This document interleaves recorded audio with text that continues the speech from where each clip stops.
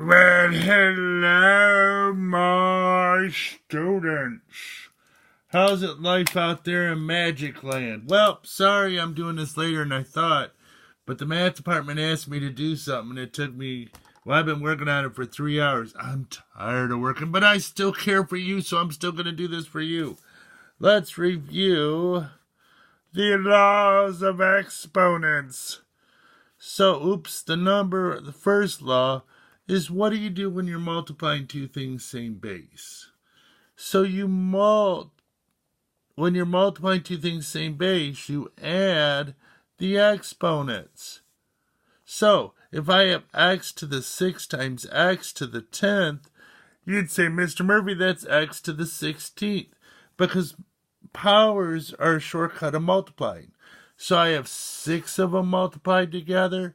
I'm multiplying that to 10 more, so altogether I have 16. Does this seem brighter? Isn't it weird? I moved the arm of my, the holder of the iPad, and it's brighter. It's like, woohoo!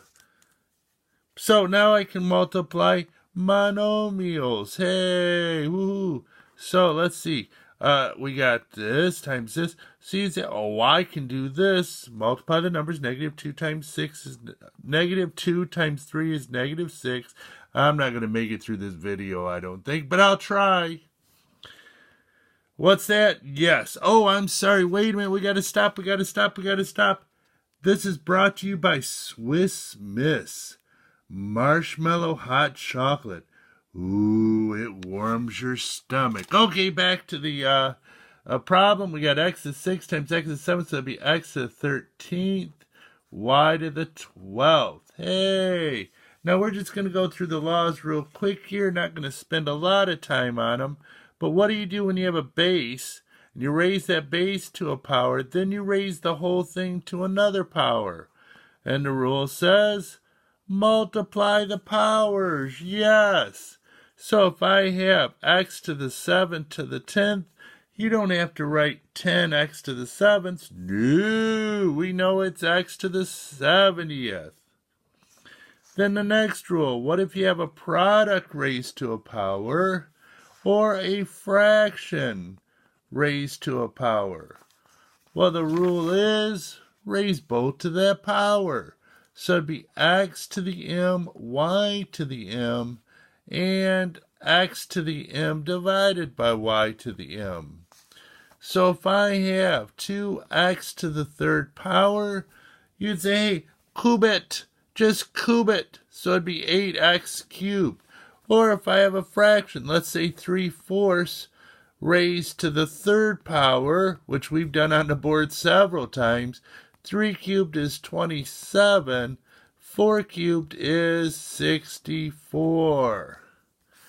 So if I had something like this, what's 1/3 cubed times 9? You'd say, hey, cube it. So that'd be 1/27 times 9. Now, that's the same as 9/27. I don't know if you know that, but that's 9/1. Yes.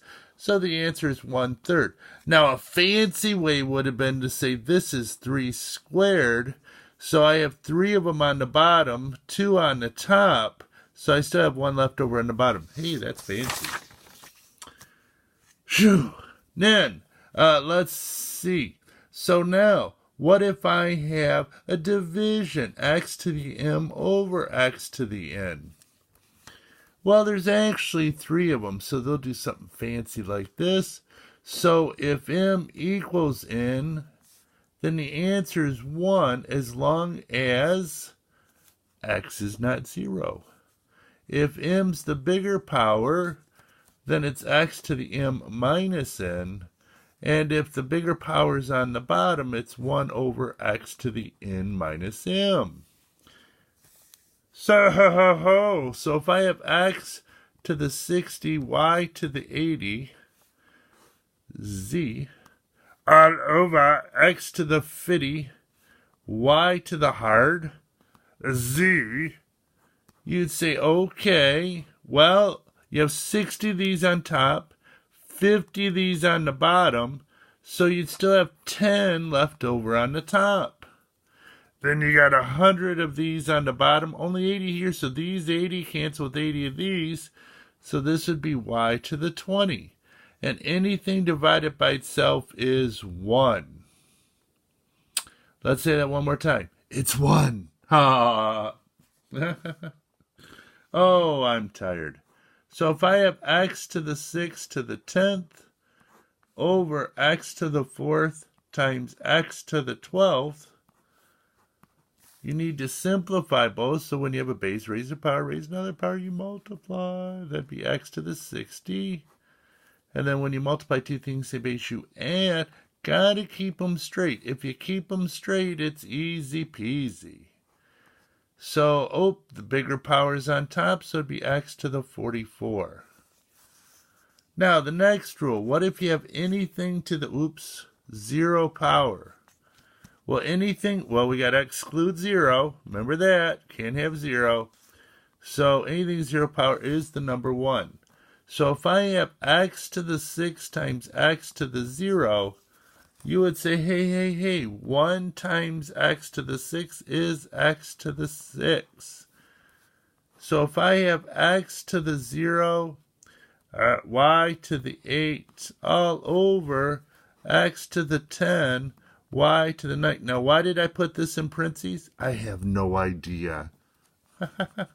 Just looks pretty. Let's make it a little harder. We'll put a little cube there. Well, if you remember, when you have a product raised to power, you raise both or every term in here to that power. So 0 times 3 is 0, but anything to the 0 power is 1, so that's gone. Or 1 cubed is 1. So we'd have y to the 24th, because y to the 8th cubed is y to the 24th. When you raise base to a power, then raise the whole thing to another power, you multiply. Now, since I don't have anything to go with the x, it just stays there. So it'd be 1 over x to the 10th there. Then this is a bigger number than this. 9 of these cancel with that, so it'd be y to the 15th. Hey, we're putzing right along to the last one, which is, what do you do when you have something to the negative power?